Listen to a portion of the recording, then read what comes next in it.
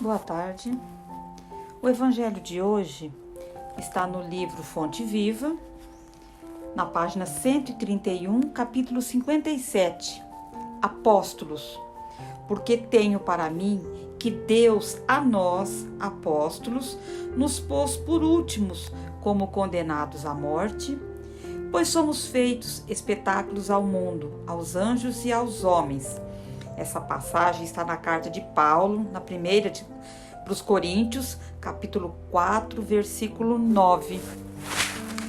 E diz assim: o apóstolo é o educador por excelência.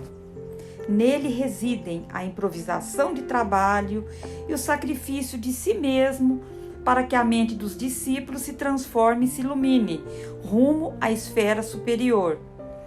Quer dizer, o papel, a missão do apóstolo é ser educador por excelência. Através do quê? Do trabalho e do sacrifício dele. Dando então o exemplo para os seus discípulos, para que eles consigam iluminar mais pessoas, mais gente, né? Mais espíritos. A gente pode estar comparando também com o professor, a função dele numa escola. Está levando conhecimento, sabedoria para os alunos, por aqueles que estão sendo confiados a eles, para estar passando o quê? Conhecimento, cultura. Aos pais, o que é nos passado? Nós temos o quê? A missão, cabe aos pais a missão de estar burilando esse serzinho, esse espírito que Deus colocou aqui no mundo e que de alguma maneira, enquanto é novo, ele não tem conhecimento. Então, quem que vai orientar, quem que vai mostrar, tentar falar, ó, o caminho é esse, siga por este caminho, desta maneira, que você estará no caminho certo, do bem, do amor, da moral, da retidão. São os pais. Então, missão importantíssima nós como pais. E aí ele diz assim, o legislador, o que ele faz? Ele formula decretos que determinam o equilíbrio e a justiça na zona externa do campo social. O administrador dispõe dos recursos materiais e humanos, acionando a máquina dos serviços terrestres. O sacerdote, o que ele faz? Ele ensina ao povo as maneiras da fé e manifestações primárias. Então, é do sacerdote que vai vai começar o quê? O aprendizado, né? Para estar aprendendo o quê? A fé em manifestações primárias, simples. O artista, ele embeleza o caminho da inteligência, acordando o coração para as mensagens edificantes que o mundo coloca em seu conteúdo de espiritualidade. O cientista surpreende as realidades da sabedoria divina, criadas para a evolução da criatura, e revela-lhes a expressão visível ou perceptível ao conhecimento popular. Também tem sua função de cientista, de estar trazendo a verdade através da ciência. O pensador, ele interroga, sondando os fenômenos passageiros. O médico faz o quê? Socorre o corpo doente, enfermiço. Os apóstolos, porém, são os condutores do Espírito. Como esse capítulo está falando dos apóstolos, eles são o quê? Os condutores do Espírito.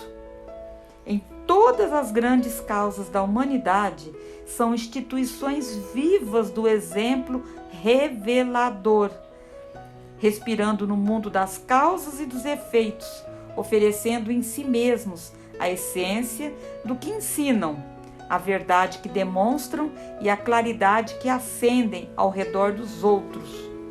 Interferem na elaboração dos pensamentos dos sábios e dos ignorantes, dos ricos e dos pobres, dos grandes e dos humildes, renovando-lhes o modo de crer e de ser, a fim de que o mundo se engrandeça e se santifique. Ele está nos colocando, nós, como um despertar da importância e do papel de nós aqui como apóstolos. Ele está nos chamando, nos clamando para que cada um faça a sua parte como apóstolo, como discípulo. Primeiro a gente é discípulo que a gente aprende. A partir do momento que a gente aprendeu, que sejamos apóstolos do amor, da caridade, apóstolos da verdade. Que através do nosso exemplo, através do nosso ser, da nossa maneira de vivenciar, de vivermos, a gente pode estar mudando a vida de muita gente. Parece bobeira, mas a gente não imagina a importância que temos no nosso dia a dia, como pessoas, dentro da minha casa, dentro do meu trabalho, aonde eu estiver. O que eu estou demonstrando, o que eu estou dando de exemplo vivo para as pessoas que convivem comigo? Como está o meu dia a dia? Como que eu estou como espírito, como pessoa? E ele ainda diz mais um pouquinho assim: por isso passam na terra os apóstolos, trabalhando e lutando, sofrendo e crescendo sem descanso, com etapas numerosas pelas cruzes da incompreensão e da dor, representando em si o fermento espiritual que leveda a massa do progresso e do aprimoramento, transitam no mundo conforme a definição de Paulo de Tarso, como se estivessem colocados pela providência divina nos últimos lugares da experiência humana.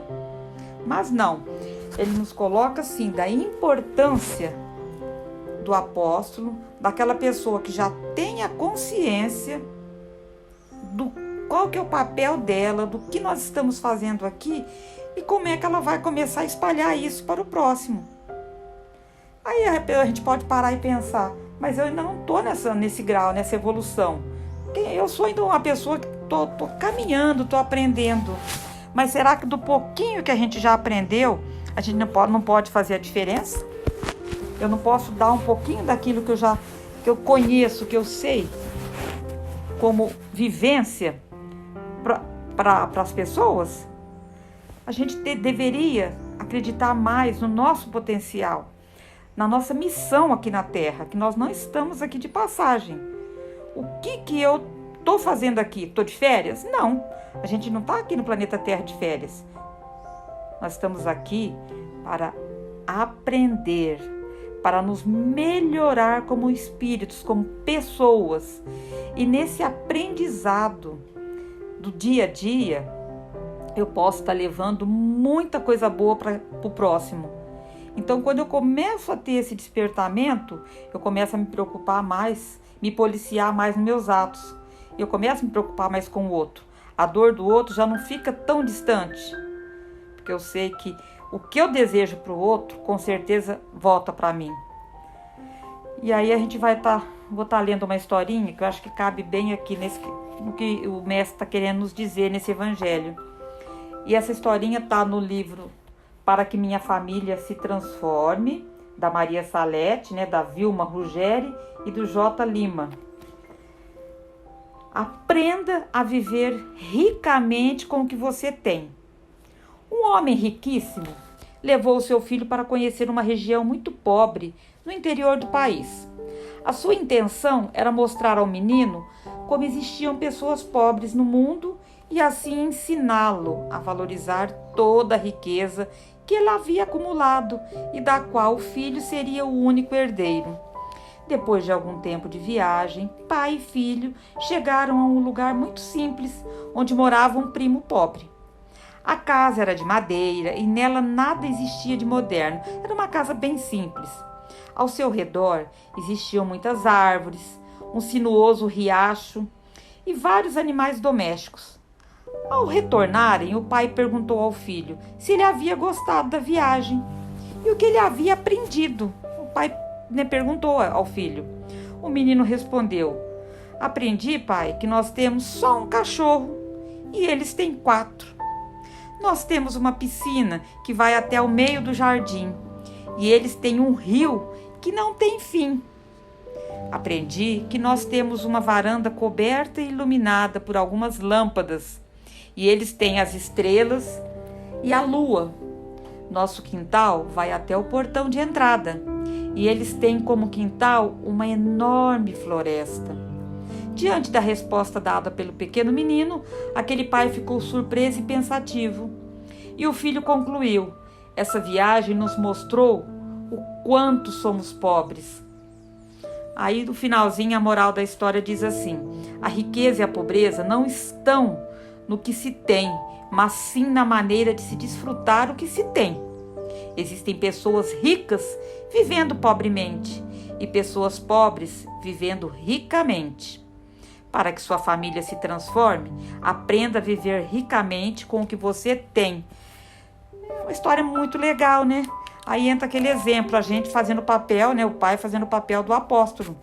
Ele tentando ensinar valores morais, valores simples, que muitas vezes a gente não valoriza.